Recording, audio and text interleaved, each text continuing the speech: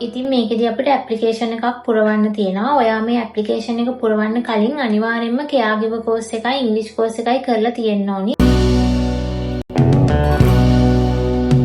Hello, welcome back to my YouTube channel.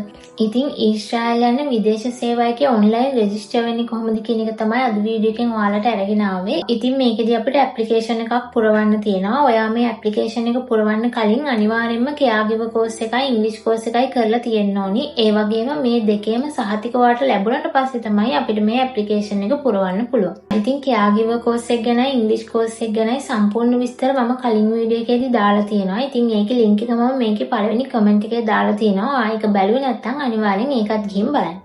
ඉතින් අපි මේ ඇප්ලිකේෂන් එක පුරවන්න කලින් මුලින්ම තියෙනවා උපදෙස් පත්‍රිකාව කියලා එකක්. ඒකෙදි අපිට මේකට අයදුම් කරන්න ඕනේ සුදුසුකම් මොනවාද, මේ ඇප්ලිකේෂන් එක පුරවන්නේ කොහොමද, මෙන්න මේ වගේ විස්තර ටිකක් දාලා තියෙනවා. ඊළඟට දෙවැනියට ඇප්ලිකේෂන් එක පුරවන්න තියෙනවා. ඊට පස්සේ ඩොකියුමන්ට්ස් අප්ලෝඩ් කරන්න තියෙනවා. ඉතින් ඔයාලට මේ උපදෙස් පත්‍රිකාව කියවලා ඉවර වෙලා ඇප්ලිකේෂන් එක සම්පූර්ණ කරන්න පුළුවන්. ඉතින් ඇප්ලිකේෂන් එකේ මුලින්ම තියෙනවා NIC එක දාන්න. ඒකට ඔයාගේ ජාතික හැඳුනුම්පත් අංකය එහෙම නැත්නම් ඔයාගේ ID නම්බර් එක තමයි එතෙන්ට දාන්න ඕනේ. ඊළඟට තියෙනවා ඔයාගේ පාස්පෝර්ට් නම්බර් එක. ඒකට ඔයාගේ පාස්පෝර්ට් නම්බර් එක දාන්න ඕනේ. ඒ වගේම තමයි ඔයාගේ පාස්පෝර්ට් එක අනිවාර්යයෙන්ම අවුරුදු 3ක් ඉදිරියට වළංගුව තියෙන්න ඕනේ.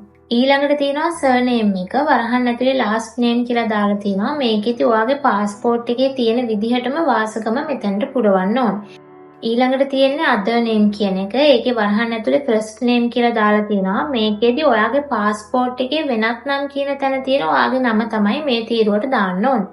ඊළඟට previous last name කියලා තියෙනවා. ඒ කියන්නේ ඔයාගේ උපැන්න සහතිකේ ඔයාගේ වාසගම වෙනස් කරා නම් ඒ කලින් තිබුණ වාසගම තමයි මෙතනට දාන්න ඕනේ. ඉතින් ඔයාගේ වාසගමේ කිසිම වෙනසක් කරලා නැත්නම් ඔයාට මේක පුරවන්න අවශ්‍ය නැහැ. ඒක මේ තියෙන විදිහටම හිස් කොටුවක් විදිහට ඔයාට තියන්න පුළුවන්. ඊට පස්සේ තියෙනවා previous first name කියලා. ඒ කියන්නේ ඔයාගේ උපැන්න සහතිකේ ඔයාගේ නම වෙනස් කරා නම් ඒ කලින් තිබුණ නම තමයි මෙතනට දාන්න ඕනේ. ඉතින් ඔයා කිසිම වෙනසක් කරලා නැත්නම් ඒ කොටුව හිස් විදිහට තියන්න පුළුවන්. ඉතින් ආයෙත් තියෙනවා previous 2 last name, previous 2 first name, previous 3 last name මෙන්න මේ විදිහට දාලා තියෙනවා. ඉතින් ඒ කියන්නේ ඔයාගේ උපැන්න සහතිකේ නම දෙපාරක් තුන් පාරක් වෙනස් කරා නම් ඒ වෙනස් කරපු නම හරි වාසගම හරි තමයි මෙතනට දාන්න ඕනේ. ඉතින් ඔයාගේ උපැන්න සහතිකේ කිසිම වෙනසක් කරලා නැත්නම් ඔයා මේ කිසිම දෙයක් පුරවන්න ඕනේ නෑ. ඒ හැම කොටුවක්ම හිස් විදිහට තියන්න පුළුවන්. ඊළඟට තියෙනවා date of birth කියලා තීරුවක්. මේක කොටස් 3කට වෙන් කරලා තියෙන්නේ. මේ තීරුව සිලෙක්ට් කරාම අපේ උපන් අවුරුද්ද, උපන් මාසය, උපන් දවස තෝරන්න පුළුවන්. ඉතින් ඒක ඔයාගේ උපන් දිනේ තෝරලා ඔයාට ඒක සම්පූර්ණ කරන්න පුළුවන්. ඊළඟට අපේ මොබයිල් නම්බර් එක දාන්න තියෙනවා. ඉතින් මේකට එක ෆෝන් නම්බර් එකයි දාන්න පුළුවන්. ඔයා අනිවාර්යයෙන්ම වැඩ කරන ෆෝන් නම්බර් එකක් දාන්න. ඒ වගේම තමයි ඔයා ડોකියුමන්ට්ස් බාර දෙන්න යද්දි ඊට පස්සේ තව ඇප්ලිකේෂන් පුරවද්දි ඒ හැම තැනකටම මේ ෆෝන් නම්බර් එකම අනිවාර්යයෙන්ම දෙන්න. ඉතින් ලොටරි එකෙන් සිලෙක්ට් වුණාට පස්සේ ස්කයිප් ඉන්ටර්විව් වලදී ඊට පස්සේ මෙඩිකල් එකේදී ඉතින් මෙන්න මේ දේවල් වලදී විදේශ සේවකයන් ඔයාට මැසේජ් එවන්නේ ඔයා මේ දෙන ෆෝන් නම්බර් එකට. ඉතින් ඒක නිසා අනිවාර්යයෙන්ම ඔයාගේ ළඟ තියෙන වැඩ කරන ෆෝන් නම්බර් එකක් දෙන්න. එතකොට කිසිම වෙලාවක කිසිම මැසේජ් එකක් මිස් වෙන්නේ නැහැ. ඊට පස්සේ I am not a robot කියලා තියෙන තීරුවට ටික් එකක් දාන්න. ඊළඟට තියෙනවා අපේ ජෙන්ඩර් එක සිලෙක්ට් කරන්න. ඉතින් ඔයා ගැහණු කෙනෙක් නම් ෆීමේල් කියන එක, පිරිමි කෙනෙක් නම් මේල් කියන එක සිලෙක්ට් කරලා ඒ තීරුව සම්පූර්ණ කරන්න පුළුවන්. ඊට පස්සේ ඔයා මැරීඩ්ද, අන්මැරීඩ්ද, එහෙම නැත්නම් ඩිවෝස්ද කියලා තෝරන්න තියෙනවා. ඉතින් ඒකෙදි ඔයා විවාහක කෙනෙක් නම් මැරීඩ් කියන එක, අවිවාහක කෙනෙක් නම් අන්මැරීඩ් කියන එක, එහෙමත් නැත්නම් ඔයා දික්කසාද වුණ කෙනෙක් නම් ඩිවෝස් කියන එක තෝරන්න ඕනේ. ඊට පස්සේ ෆාදර්ස් නේම් කියන තැනට ඔයාගේ තාත්තගේ සම්පූර්ණ නම දාලා ඒ තීරුවත් සම්පූර්ණ කරන්න පුළුවන්.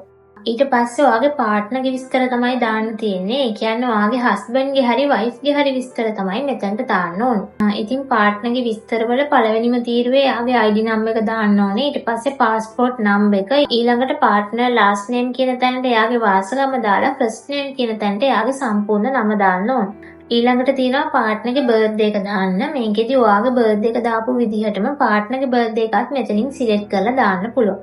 ඊට පස්සේ ඔයාට තියෙන ක්වොලිෆිකේෂන්ස් මොනවාද කියලා මෙතනින් සිලෙක්ට් කරන්න ඕනි. ඒකෙදි ඔයා ගවර්න්මන්ට් නර්ස් කෙනෙක් නම් ඔයාට ගවර්න්මන්ට් නර්සින් සර්ටිෆිකේට් එක තියෙනවා නම් පළවෙනි එක සිලෙක්ට් කරන්න පුළුවන්. එහෙමත් නැත්නම් ඔයා caregiver course එක කරලා ඔයාට NVQ caregiver සර්ටිෆිකේට් එක තියෙනවා නම් දෙවෙනි එක සිලෙක්ට් කරන්න පුළුවන්. ඒ වගේම තමයි ඔයාට caregiver සර්ටිෆිකේට් එකයි නර්සින් සර්ටිෆිකේට් එකයි දෙකම තියෙනවා නම් ඔයාට තුන්වෙනි එක සිලෙක්ට් කරන්න පුළුවන්. ඉතින් හතරවෙනි එකේ තියෙන ඔයාට මේ කිසිම සුදුසුකමක් නැහැ කියලා. ඉතින් ඔයාට තියෙන සුදුසුකම් විදිහට මේ පළවෙනි එක හරි දෙවෙනි එක හරි තුන්වෙනි එක හරි සිලෙක්ට් කරලා මේක ඉදිරියට යන්න පුළුවන්. ඊට පස්සේ අපි වෙරිෆිකේෂන් කෝඩ් එකක් දෙන්න ඕනි. ඉතින් උඩ තියෙනවා කොළ පාට තීරුවක් get verification code කියලා. ඉතින් අපි ඒක ටච් කරපුවාම ඔයා දුන්න මොබයිල් නම්බර් එකට කෝඩ් එකක් එනවා. අන්නේ කෝඩ් එක තමයි මෙතන වෙරිෆිකේෂන් කෝඩ් එක විදිහට අපි දෙන්න ඕනේ.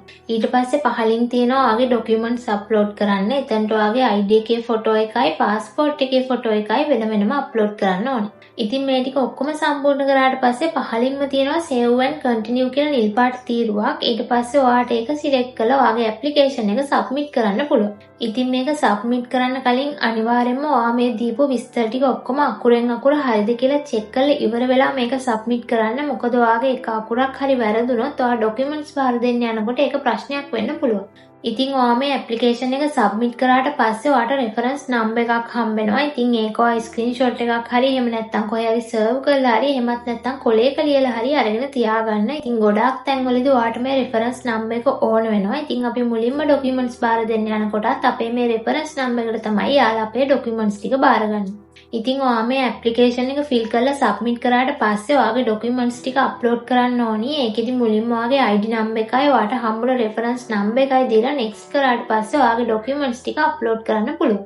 ඒකිතුවා කෙයාගිව කෝස් එක කරපු ට්‍රේනින් සෙන්ටර් එකෙන් දුන්න කෙයාගිව ට්‍රේනින් සර්ටිෆිකේට් එකයි ඊට පස්සේ ඔයාගේ කෙයාගිව NVQ සර්ටිෆිකේට් එකයි ඔයාගේ ඉංග්‍රීසි සර්ටිෆිකේට් එකයි ඔයාගේ බර්ත් සර්ටිෆිකේට් එකයි ඔයාගේ ෆොටෝ එකක් ඇටච් කරපු CV එකකුයි තමයි මේකට අප්ලෝඩ් කරන්න ඕනේ. ඉතින් ඒ වගේම තමයි මේ හැම සර්ටිෆිකේට් එකකම දෙපැත්තෙම ෆොටෝස් අප්ලෝඩ් කරන්න ඕනේ. ඉතින් මේ ડોකියුමන්ට්ස් ටික අප්ලෝඩ් කළා ඔයාට මේක සබ්මිට් කරන්න පුළුවන්. ඉතින් මෙන්න මේ විදිහට තමයි විදේශ සේවයකේ ඔන්ලයින් රෙජිස්ටර් වෙන්නේ. ඉතින් ඔන්ලයින් රෙජිස්ටර් වෙන ලින්ක් එකත් මම පළවෙනි කමෙන්ට් එකේ දාලා තියෙනවා. එහෙනම් ඉතින් තවත් ලස්සන දවසක අලුත් වීඩියෝ එකක් අරන් එනකම් පරිස්සමින් ඉන්න. එහෙනම් ගිහින් එන්නම්. බයි.